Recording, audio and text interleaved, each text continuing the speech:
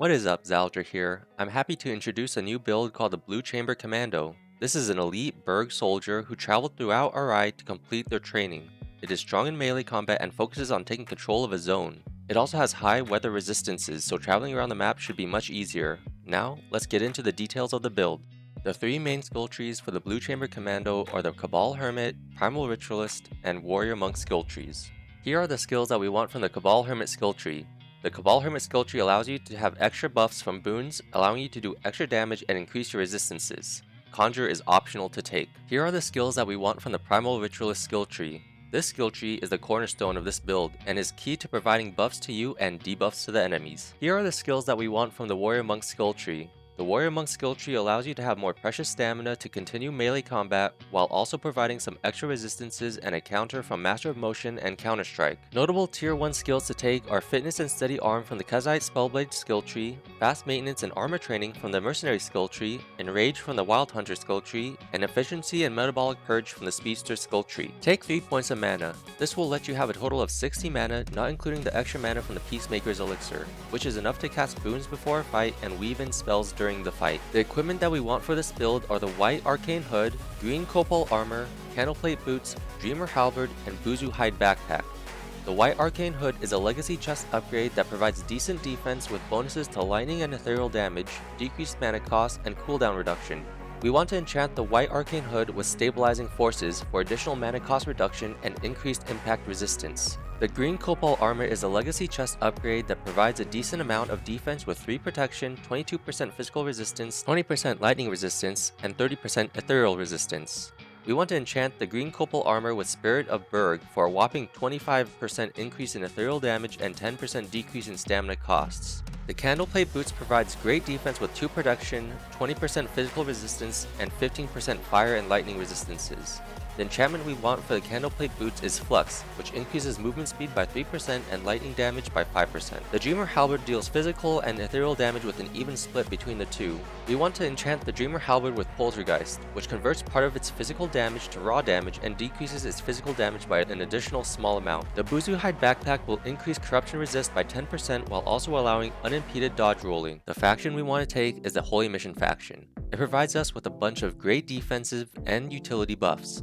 From the faction questline, we want to get Acceptance, which increases our weather defense, Purified, which increases our decay resistances, Spiritual Communion, which increases our decay, lightning, and ethereal damage, and Sanctified Protection, which increases our protection. After building New Sirocco in Caldera, we can also get Elat's Intervention, which increases our protection and barrier. Other notable rewards we want from the faction quests are the previously mentioned Candleplate Boots and also the Peacemaker Elixir. The cost of the skills from the Cabal Hermit skill tree come up to 1,950 silver, with a decrease to 1,300 silver if Conjure is not taken and Reveal Soul is taken when you acquire mana.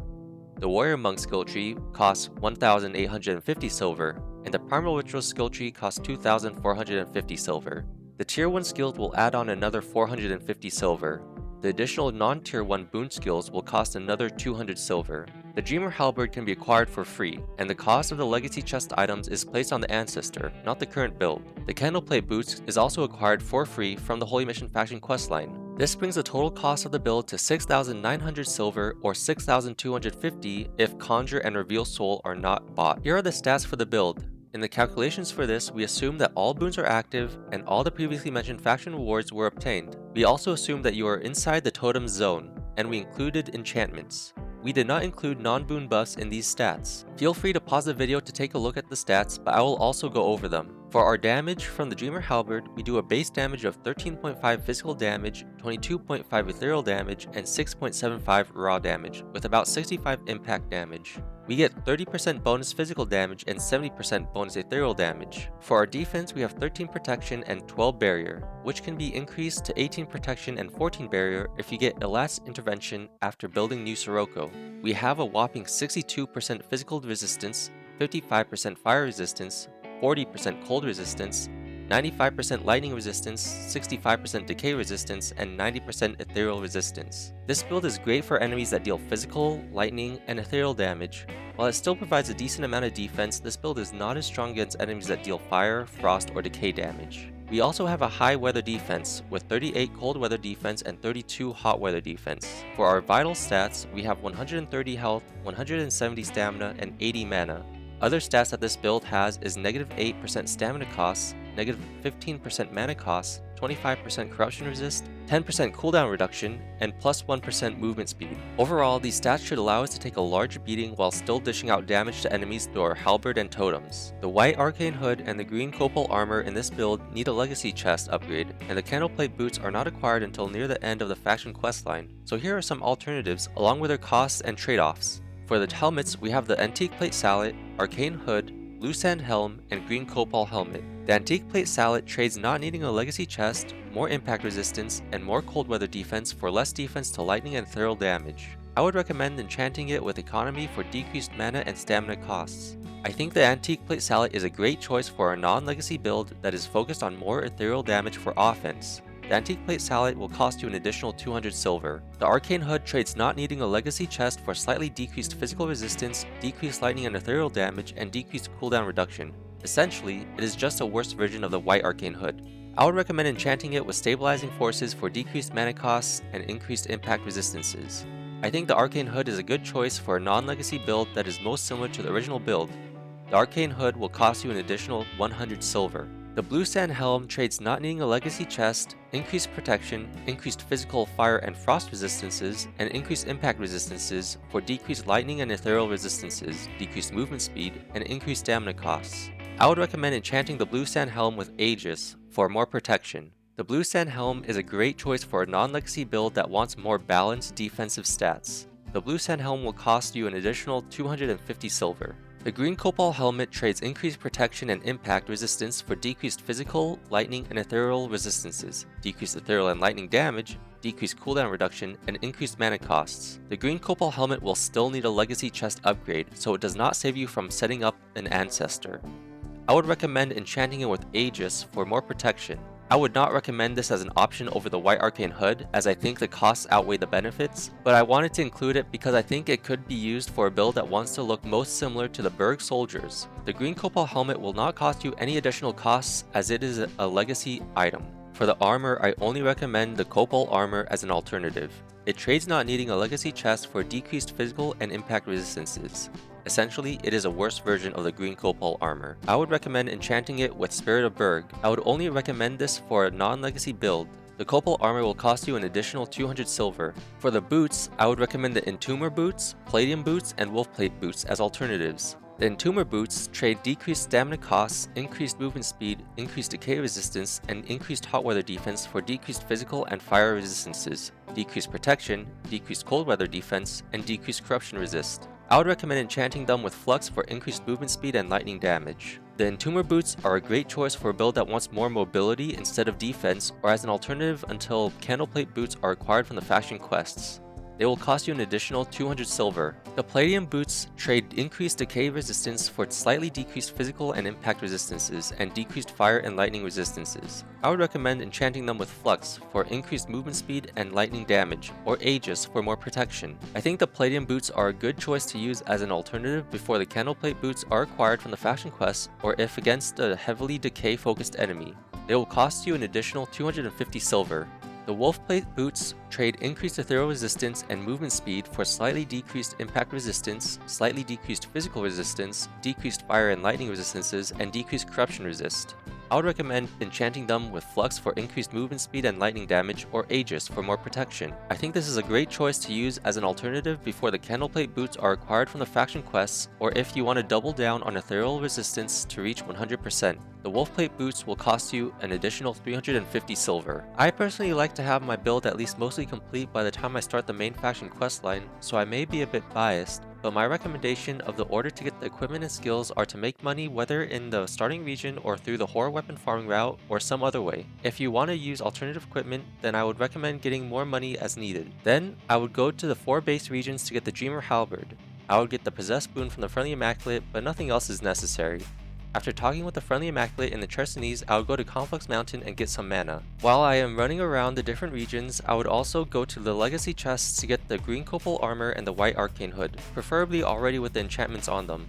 I recommend using the Hollowed Marsh and Abyssar Desert Legacy chests, as you do not have to fight anything to get them, and it is not as confusing as the Endmaker Forest Legacy chest maze. Also, while I am traveling to the different regions, I would buy the boon skills from the different teachers as well as the tier 1 skills. I recommend buying boots to use until the candleplate boots are required. If you are not using a legacy build, then I would buy the desired alternative equipment while exploring the different regions as well. At this point, you should be able to do a decent amount of damage with the Dreamer Halberd, as you have 50% ethereal damage bonus assuming you have the boons active. You will also be slightly tanky depending on your boots choice, with 4 to 6 protection, 40 to 50% physical resistance, 60 to 75% lightning resistance, 25 to 40% decay resistance, and 70 to 85% ethereal resistance, assuming you have boons active. After this, I would recommend purchasing the Warrior Monk skill tree to give you more defense and also more stamina to fight in melee combat. Then, I would recommend the Primal Ritualist skill tree. This will bring your protection to 11 and barrier to 12, making you a fair amount tankier as well as giving you more sources of damage. I would then get the Cabal Hermit skill tree to boost our defensive and offensive stats from boons. At this point, the build is mostly complete. The only missing things are the candleplate boots, some quality of life upgrades, some minor damage bonuses, and some defensive buffs to get from the faction quests. Then, I would farm materials to enchant the current boots if you are planning to keep them, or save materials for the candleplate boots when they are acquired. After that, I would start and complete the faction quest line along with the parallel quests and get and enchant the candleplate boots. Then, I would start and complete Rust and Vengeance and start building New Sirocco. If you feel that you want to start the faction quest earlier than my previous recommendation, then I would recommend getting the Dreamer Halberd, Legacy Chest items or alternatives, boons, tier 1 skills, and mana first. Then, I would recommend getting the Primal Ritualist skill tree. After that, the faction quests can be started, and the remaining skill trees can be acquired at your own pace. Enchanting can also be done at your own pace. Here's an example of how to use this build. Start by casting boons before the fight. The most important boon to have in every fight is Mist. You should be able to have Mist on all the time with the Mist skill. Blessed, Rage, and Discipline are good boons to have in all fights, but are not absolutely necessary. Blessed can be up 100% from the skill alone, but Rage and Discipline will not be able to be available 100% of the time from their respective skills, and Rage and Focus, as the cooldowns for those skills are much higher than the boon duration, so potions can be made for those two boons. Additional boons may be used for defense depending on the enemy you are fighting. Usually we won't need additional buffs or imbues, but if we are fighting unique enemies or bosses, we want to use potions and an imbue that is best for the current fight. Then, we want to place our totems down. We can then place down our wind sigil between our totems if the enemy is not immune to lightning damage. Next, we just stand around our totems and on top of our sigil and fight the enemies in melee combat, using Brace, Counterstrike, and Moonswipe as needed, and hitting our totems with our attacks. We can weave in Spark to deal lightning damage to the enemies. If we are fighting a ranged enemy who won't enter our totem circles, we can run out and beat them up. If we ever get to the point where we're about half health or running out of stamina or mana, we can use Nurturing Echo to replenish our stats. I use this more aggressive playstyle, but you can switch out the Sigil of Wind and Spark for mana push and health potions for a more defensive playstyle. In addition, if you want to double down on ethereal damage, you can use Sigil of Wind and mana push. I had a lot of fun playing with the Blue Chamber Commando build.